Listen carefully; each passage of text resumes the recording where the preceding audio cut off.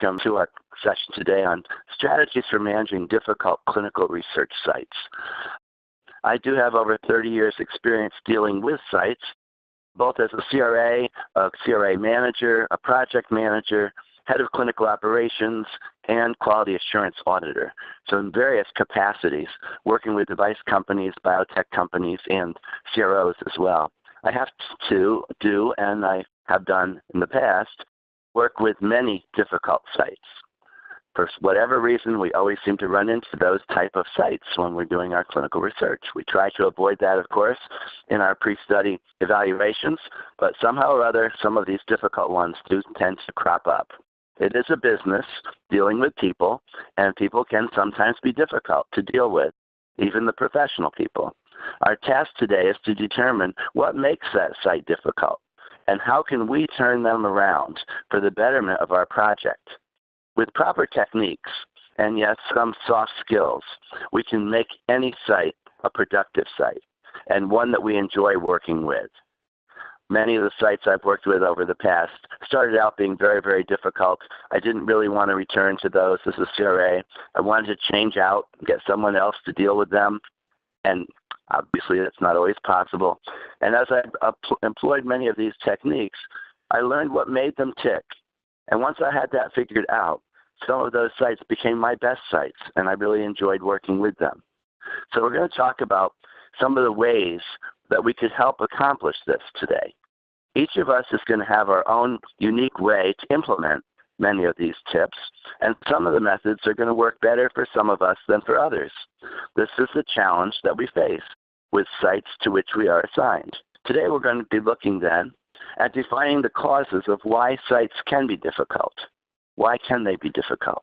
We all have our own ideas, and how did we get these? We're going to talk about approaches for dealing with those difficult types of difficult sites. Why is the site difficult? We need to know why if we're really going to help. We'll develop some trending techniques to anticipate the site issues. Anticipation is the key here. Going in, we might already anticipate some difficult sites or difficult parts of a protocol that we might need to think about with our other monitors, how we're all going to deal with that difficulty, to be more proactive going in. They're not all going to be ideal sites. We know that from the very beginning. We're also going to implement some proactive diagnoses to develop a communication plan. What can we do early on? We want a communication plan, a means of escalation. Who do we go to? How do we deal with these kinds of issues?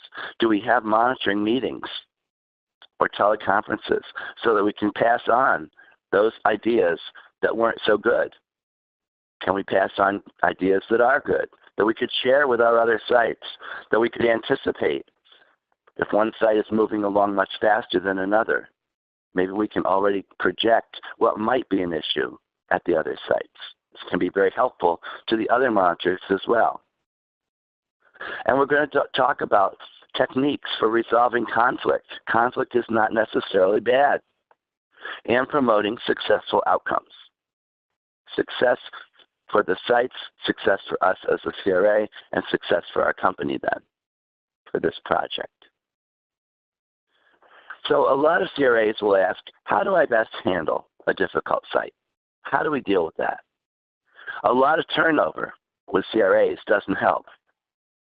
One of the largest contributing factors to the CRA's dissatisfaction with the monitoring role is dealing with those sites.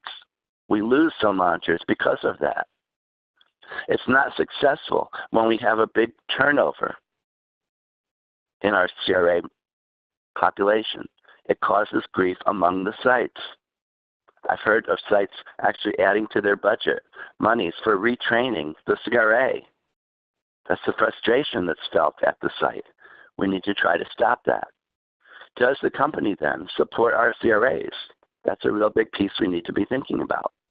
The CRAs need to feel supported by management. We need to have some sort of system to do that.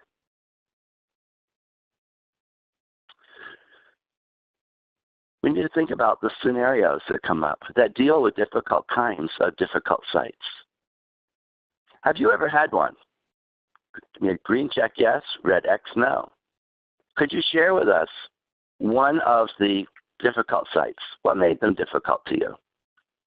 What was it about them? You say you have had at least one. What was it that made them difficult? Chat to all participants. Unmotivated, okay.